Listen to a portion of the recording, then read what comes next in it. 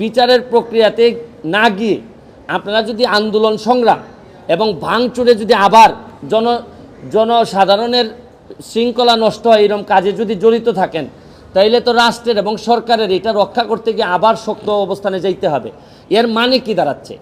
আমি স্পষ্ট বলছি যে কোটা সংস্কার আন্দোলনে আমরা একমত, যারা নিহত হয়েছে আহত হয়েছে তাদের ব্যাপারে আইনি ব্যবস্থা নিতে আমরা একমত, আমরা সাহায্য করতে চাই।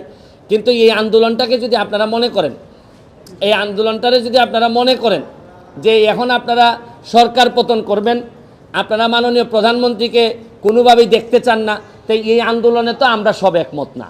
হারুন সাহেবরে যেভাবে সরাই দেওয়া হয়েছে, এই প্রশাসনে মন্ত্রী থেকে শুরু করে এবং দলের নেতারা যারা এই কাজের সাথে ব্যর্থতার পরিচয় দিচ্ছেন, আমি দাবি জানাবো যে তাদেরকেও যদি এই জায়গাগুলো থেকে সরাই দেন, তাহলে আমার মনে হয় ছাত্রদের জন্য আরেকটি শান্তির বিষয় হবে।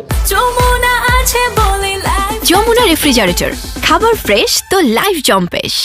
আমার কাছে মনে হয় যে গোয়েন্দা সংস্থার ব্যর্থতার কারণেই তো শুক্র শনিবারে এই ধরনের ঘটনা ঘটলো।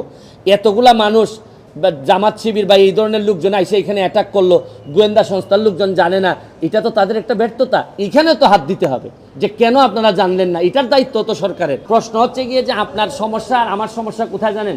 বিশ্বাসের সমস্যা।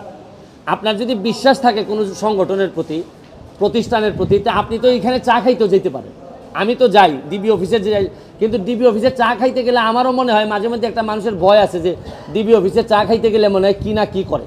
আর আমাদের এই ট্রেডিশন আছে, কেউ চা খাইতে দাওয়াত দিলেই মানুষ ভয় পায়, মনে করে যে চা খাইতে দাওয়াত দিয়ে না জানি কি করে। সবই তো একই আন্দোলনের মধ্যে। মুক্তিটা হচ্ছে গিয়ে কি কারণে ধরে নেওয়া হয়, কি কারণে আন্দোলনে যাওয়ার কারণে, রিস্কের কারণে। এখন সহিংসতা করেনি বা করছে, এটা তো ডিসপিউটেড কোয়েশ্চেন অফ ফ্যাক্ট। এটা একমাত্র তদন্ততেই জানা যায়। আপনার কাছে সবাই, আমার কাছে মামলায় যখন আসে সবাই বলে যে মিথ্যা মামলা, যখন আমার কাছে জামিনের জন্য আসে সবাই বলে যে ভাই আমার বিরুদ্ধে একটা মিথ্যা মামলা হয়েছে। এটা তো আসলে ডিসপিউটেড কোয়েশ্চেন অফ ফ্যাক্ট। তবে আমি মনে করি আপনি এইসব তো সাইড এফেক্ট, আর মেইন এফেক্ট হচ্ছে গিয়ে ছাত্রছাত্রীদের মনে যে প্রভাব পড়ছে, এই প্রভাব থেকে বেরোয় আসতে হবে। এদেরকে একটা শান্তির জায়গায় সান্ত্বনা আমাদেরকে দিতে হবে। আমাদের কিছু লোককে এই জায়গা থেকে সরে যেতে হবে।